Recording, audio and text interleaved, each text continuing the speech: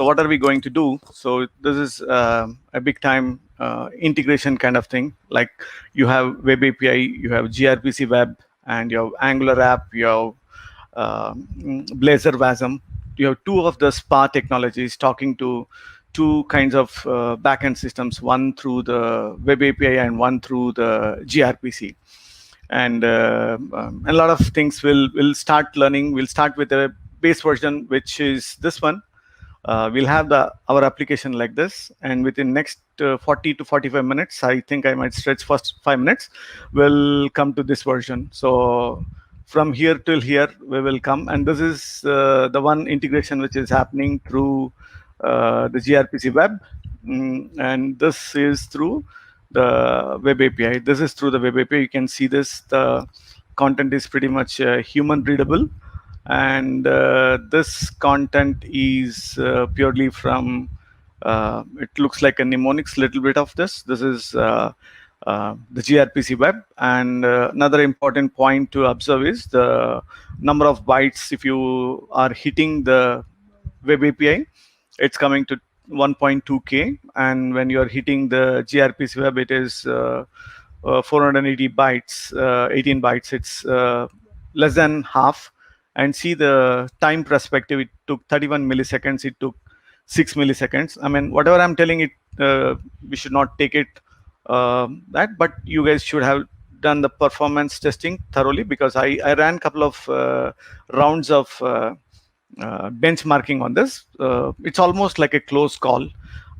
Sometimes gRPC was winning, sometimes the Web API was winning. Might be I was doing it on my laptop. That might be one reason. But and also the content, which the length of the content should be one more driving factor. Suppose if you go more than the allowed limit, the max allowed limit is 4 MB. If you go more than that, there might be a memory issues. But we have to do a thorough analysis. But most of the times, if I see that. From the size perspective, it's always less than half. So you're winning the race little bit, 50% of the race there. You have to bring less content on the wire, and the number of milliseconds that varies. I'm really can't guarantee you on that, but from the content perspective, it is 50% of the content. So we are winning the game there. Okay. And this is the our application, starting point of the application. Just before starting this session, I just ran a couple of ng generate commands, so that I have created all those blank files. There's nothing in there, and we'll start going it. And here is one where I have the gRPC server which is running, and here web, that is gRPC web, and this is the Web API. And both of these has been using the common components, have a core, college DAL, and business logic layer, typical N layer. And that I'm using it in Web API as well as the gRPC. Let me quickly spend a couple minutes on each before we come back to purely console mode and go ahead and do that. So let me do a clear of that, and so I'm switching on my clock so that I can be okay. Chalo. So let's quickly come back over here. Here I've ensured that the port on which the Web API runs is on port 5002, and my gRPC web runs on 5001. So that's a couple of points. And the other important points is all the dependency injection is happening over here. So I just don't want to spend much time over here. So let's go ahead and start and look into this for a minute or so, and then we'll proceed to see how we come and talk to this, the gRPC web. And here is this Professor's API, and here is the data. I have 3 of those rows in my in the data store, 3 rows. So you can see this Vignesh, George, and Mithun. These 3 people are there. and that content we can try give that a shot. Everything is in .NET 5 latest. I mean .NET 5. I didn't do it in .NET 6. It is in .NET 5. You can see this. We have all those 3 records which is coming in here, and that's one thing. And the other thing is I can quickly go and start the gRPC web too. So let me start this gRPC web. I mean, these are the foundational blocks. Let's assume that someone is exposing their endpoints, API endpoints, as well as the gRPC endpoints in different microservices. So how do we do integration? How do we hit those endpoints? That's the entire story. How do you create multiple spas and hit them? So this is the gRPC server. And what we can do is we can come in here, and I have a couple of clients. Let me first show you the console client, and inside this is the console client where I can go and execute this console client to see how it goes and does an integration, how it talks. So this will be the fundamentals before we go towards the spa. So it's expecting one of the GUID of the professor. I took the Vignesh ID. I just hit that. The moment when I hit that, you see that the request comes to this gRPC server. That guy goes and brings in the content, and we get it. One thing to observe here is when we hit through this channel, that means we are coming through the gRPC regular channel, the client gRPC client channel. We are not coming through the gRPC web channel. So what does gRPC web means? So anything which you use it as part of your spa apps, that is what you're hitting through the gRPC web. So before we get into this Angular world, I just wanted to show you the integration points. How do you hit the gRPC service, gRPC server, maybe through the client channel or through the web channel? Now we can see that differentiation here. When we hit through the console application, it was coming through the gRPC channel. When I come through the through here, you can see that it will give us this differentiation. You can see that we are coming over web channel. When we were integrating with the console application, we are coming over the gRPC channel. When we come through the spa, that means we are coming through the web channel. So that's the key difference which we have to understand before we go any further towards. So just wanted to quickly give you the server side infrastructure. And when we do integration, we know that web API we always expose through the services in Angular and go and hit that web API. And when you're doing the C#, the key piece here is, I mean, this is the server folks, they will take care. You have to enable the gRPC web. That means this will allow you to come and talk to it over the spa channels. I mean, the browser apps will go and hit it. So that's the server side infrastructure. So what I'll do is I'll just keep those things aside, and I have opened up 2 console command lines and kept it here just as an sidetrack, so that we can go and switch between these windows to start the web APIs or the gRPC services. I titled it as gRPC server, so it will be easy for me to understand. Okay, that's pretty good. So what I will do is I'll just start with .NET Run and .NET Run. So there are multiple things which we will learn here in this fast track express train. All the technologies and how does you develop a spa application using Angular. I used 12. So let's start with this. When a couple of points to observe here is the first important. There are a few things I would like to go real quick.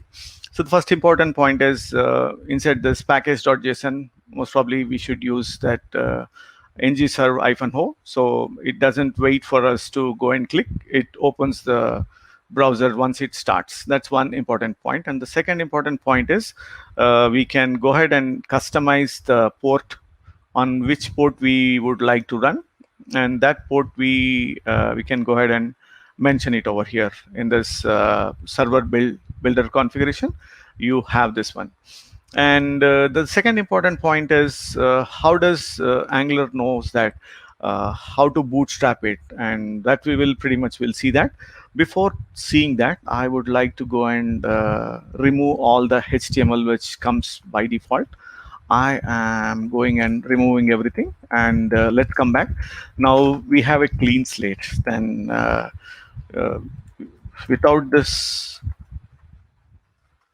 no programmer will do any program. So I'm also the programmer. So that's hello world. So now let me come back over here and go to this inspect. The moment we do inspect, what are all the things which we are seeing over here? We are seeing that there is something known as app root. Okay. And this is h1 tag is there. We have the router outlet, and we have something known as an app root. Okay, so something is happening behind the scenes. So let's come back and see that who has got that app root. So when we go and search that app root, we see this here. Okay, so app component has got app root. So that means it is creating an directive. This component has been used as a directive over here. That's what we understand. App root.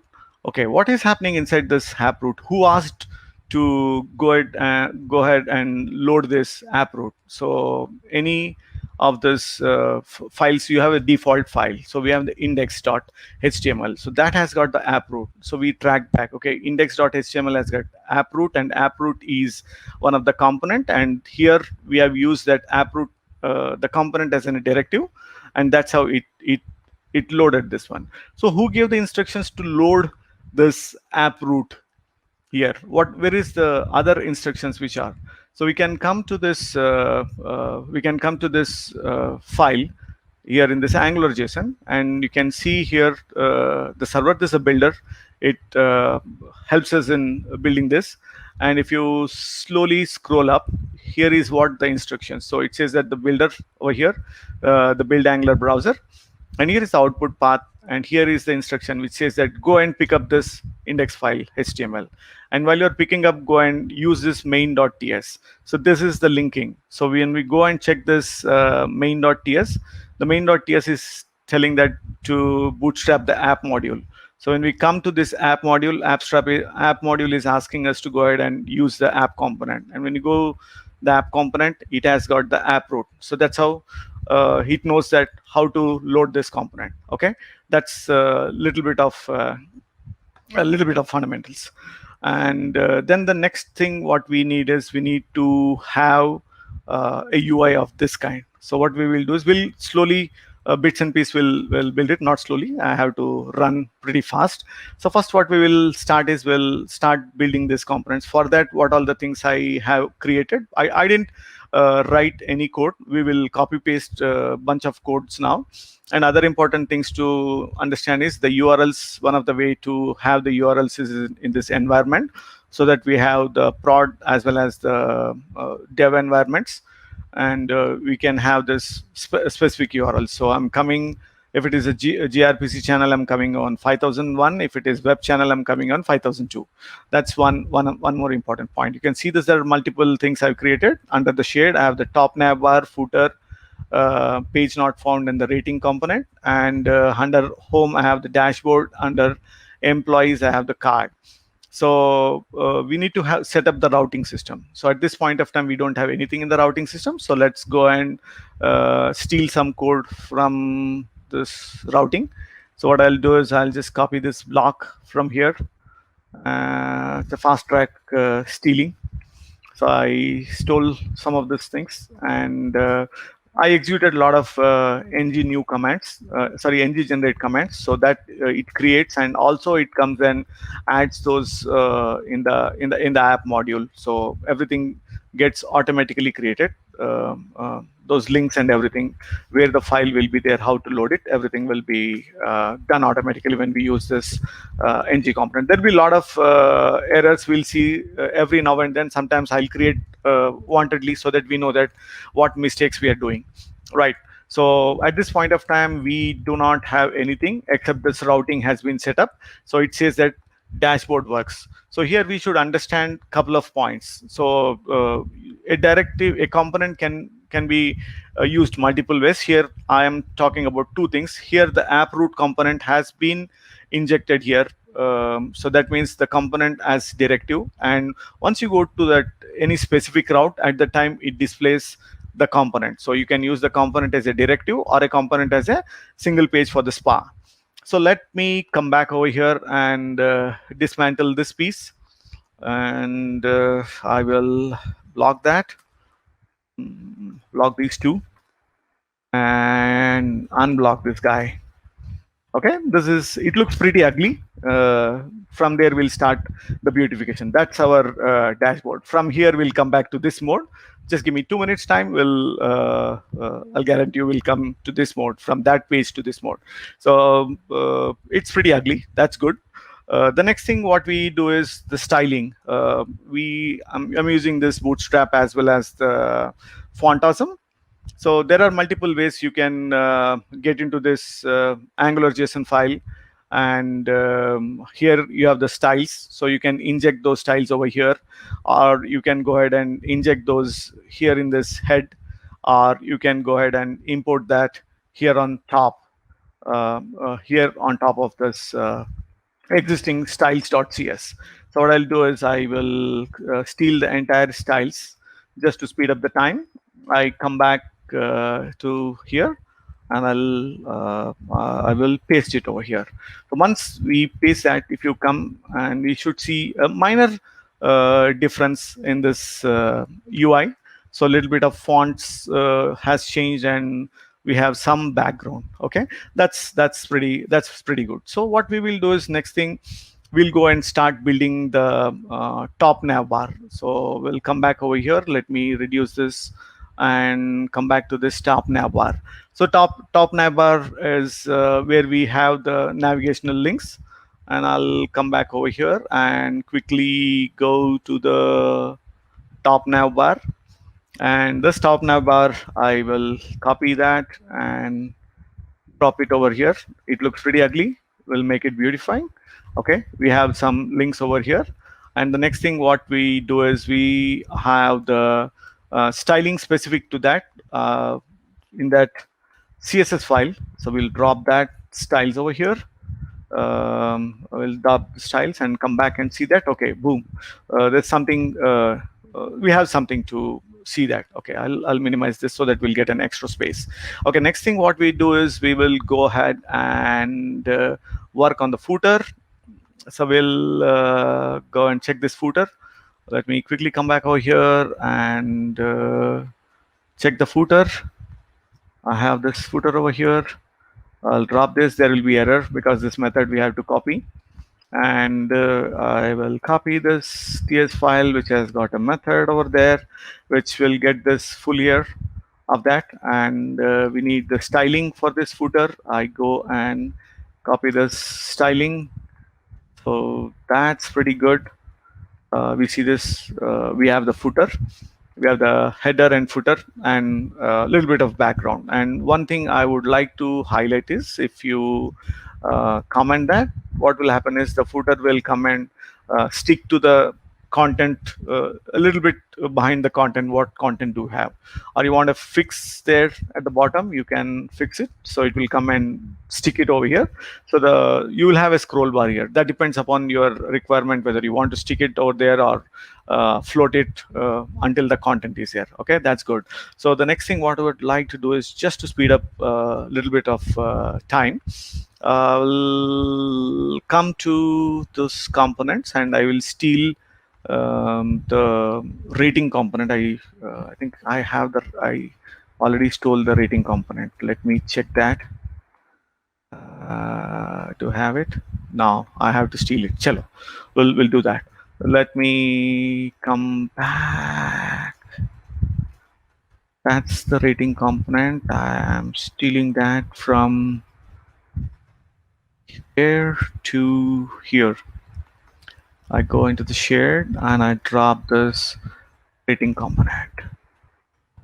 Cool. So the rating component is here, and apart from this rating component, we need the dashboard also. So I'm going and copying the dashboard too, so that we can spend time on other concepts instead of these. I just wanted to show initially how all this bootstrap and other techniques, HTML, CSS techniques will help us. So you can see this. We have the navigational links, we have the employee table, and we have the employee card, and we have the dashboard, and we are not seeing any errors whatsoever.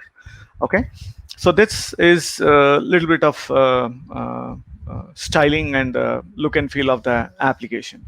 And if I select this, we have two navigational links, and we are here. So what is the next concept we would like to go ahead and build it? The next concept we would like to go ahead, what if we have someone is trying to go to the different links, and he's not finding that link, and we have to, behind the scenes, we have to use analytics to find what is the user journey, what user is trying to do, which urls is navigating. We will one of the way we do is send it to the application insights or any application performance monitoring systems to find out the user journey, what a user is going, what links is trying. So this is one of the needed page, is this page not found. So let's quickly go ahead and steal that code also. Let's go there, uh, and let me paste it over here. Now we'll come back here. So we have icon and this one. So you have to come back, and suppose if someone is trying to play around with our application, trying to sneak in or do something, we will redirect him to this location from where he can come back, maybe for multiple reason. The page not found is multiple reason. We did some mistake or something, links we have broken, or we have broken the application with our latest fix. For whatever the reason, we have to provide that.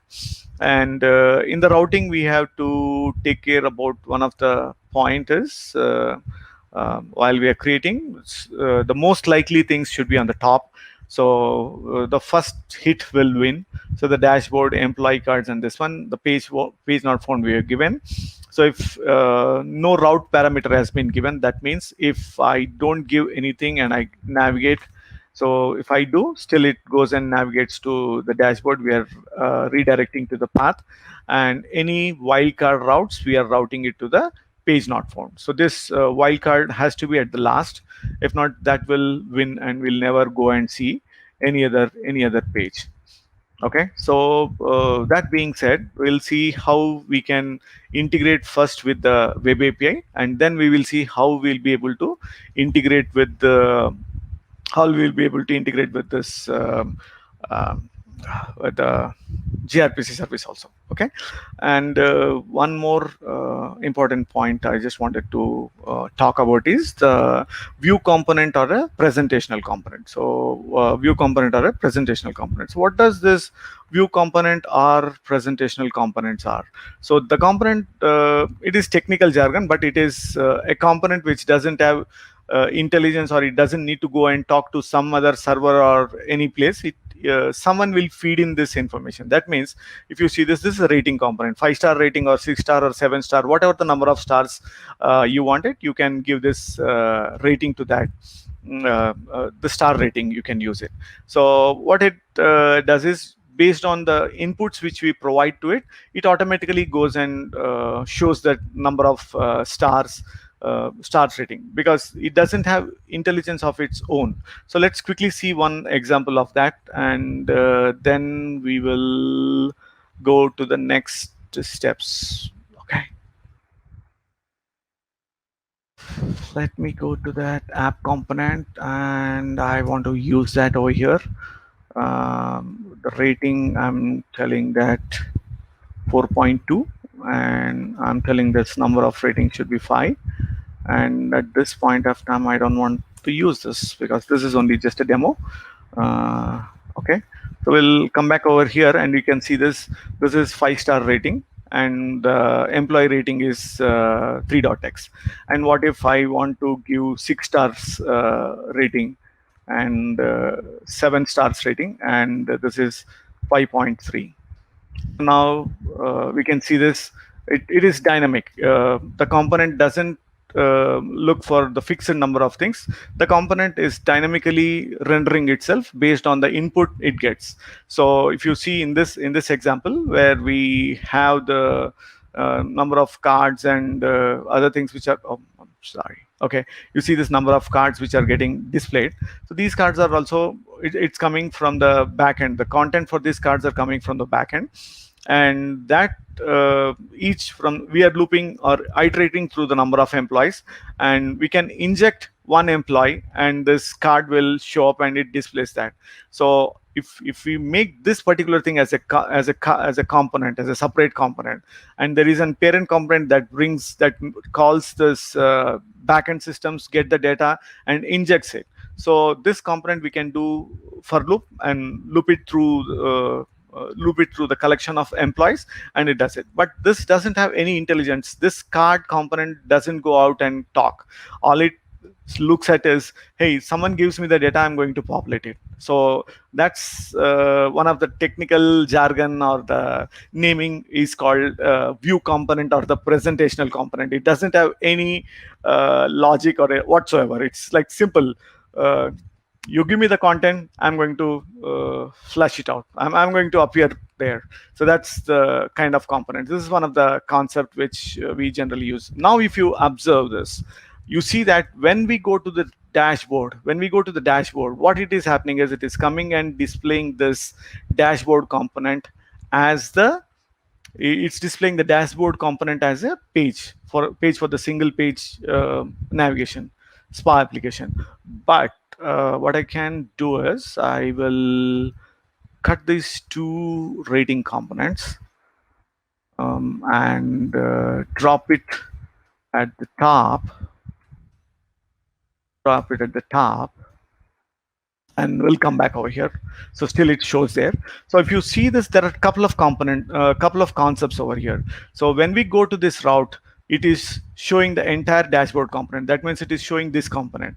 And the rating component, if you see this, the rating itself is a component. The rating thing itself is a component. That is either the view, we can call it as a view component or a presentational component, but that component has been used as a directive inside another component.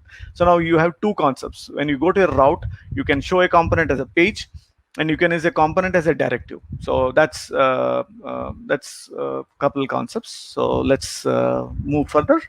Chalo. So that's being said, couple of things to discuss is, I'll close this block. I just created one interface and service. So for API, I created professor's API service, and let's discuss about this for a moment. So the professor ID, name, date of join, teaches, salary, PhD, picture URL, and rating. So all the assets I have dropped it here. So you have the page not found, you have the loader, and these things are coming in from here. Okay, so we might not see spinner because the servers are already running. So the initial hit will take time, but the servers are already running and we are hitting it left, right, and center. I don't think so we will be able to see spinner, but if you want, we can stop this and restart it to see that. So we have spoken about this, and we spoke about we started speaking about this service. So once we are speaking about the service, we need to talk about the dependency injection. HTTP client is the one which goes and talks to the services to bring the content. So that's getting dependency injected in this one. So that's one thing, and we are going and talking through this HTTP channel, and we are invoking the call. So this base URL, if you see this base URL, that is coming from the web API URL, that will be tracked back to the environment.ts, and you have this 5002 URL. Okay, so that's pretty much over here, the service. Swami, so let's come back to Swami, 5 minutes. Oh, okay. 5 minutes. 5 minutes? Okay, then I will speed up. Thanks for the time check.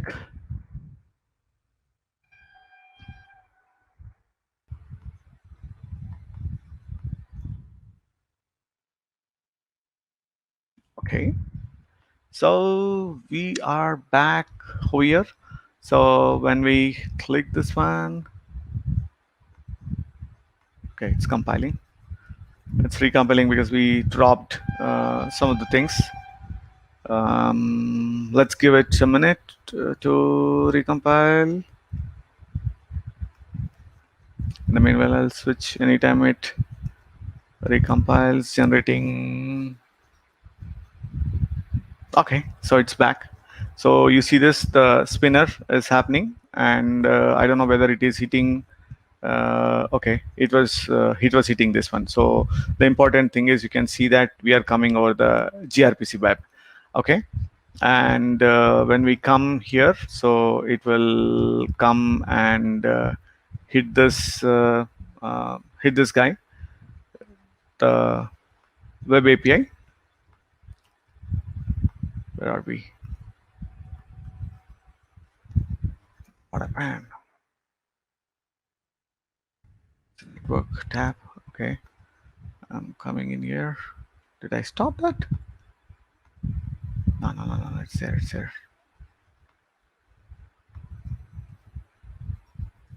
I do.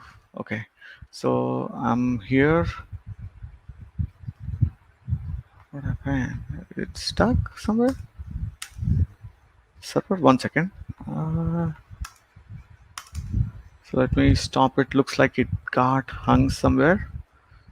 So let me start that so that we can see that integration, how the things are happening.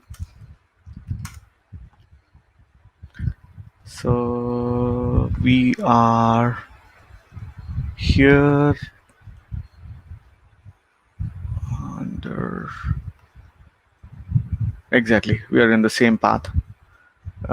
Okay, that's pretty good. So let's go and click on this. So we can come to that network sources. It's going and talking this gRPC service.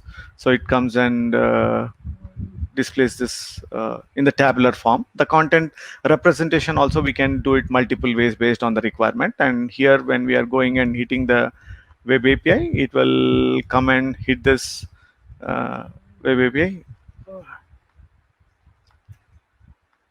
Okay, so that means the issue is in the routing. Issue is in the routing. That's one is employee card and employee, so that we can track it back to the dashboard top nav bar menu. Okay, one goes to employee cards and other goes to employee table. That's correct.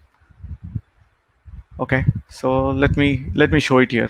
For some reason that link is not working. Why did I change it something? Okay, so it took some time for some reason. See this, it took some time. uh, Sometimes it took some time. Okay, let's discuss over here. You can see this, the whatever the content which just now we saw here, it was coming in from there, that we are displaying it in the card representation. Here also you can see um, uh, the rating component has been used as a directive, and these are two representations. One is the table representation and one is the card representation. And even in this table representation, we can implement the concept of view component or the presentational components. One of the driving forces, if you want to reuse the same table to display in two different places, one for the hardware employees, one for the software employees, or chemistry department professors, or some other department professors, we can reuse this component. We don't need to copy paste and do some modification. So the parent component who is using this component as a directive, they can go and talk to different services. All they can do is they can inject the content, whatever they are getting it from the API, into this, and it will start flushing out. Like similarly, if you see this here, this particular component shouldn't need to have any intelligence. All it needs is, it needs an object which will have all these values, and it can flush it out. So we can use it here and do some content projection and styling. So we can use the same component, which is the presentational or view component, where we can change the background color and other rest of the things, and use it at multiple places. So that's the thing. That's it from my side.